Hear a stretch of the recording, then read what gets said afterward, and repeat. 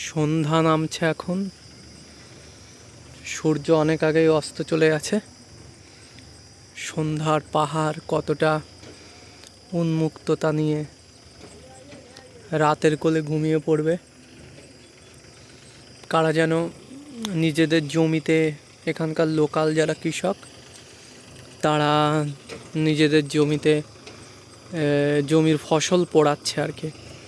আর পাহাড় তার বিশাল বিরাটত্ব নিয়ে রাতের অন্ধকারে ধীরে ধীরে মিলিয়ে যাবার অপেক্ষা করছে।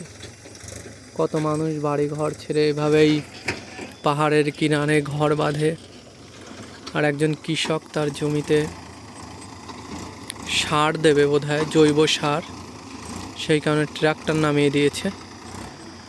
তো এখানে সবচেয়ে ভালো লাগার বিষয় হচ্ছে পাহাড়ের অপূর্বতা। এই যে আকাশ যেন পাহাড়ের কিনারে মিলিয়ে গেছে।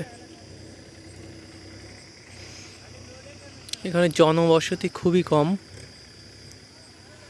দূরে দূরে, শুধু দূরে দূরে যতই যাওয়া যায় শুধু পাহাড় আর পাহাড়।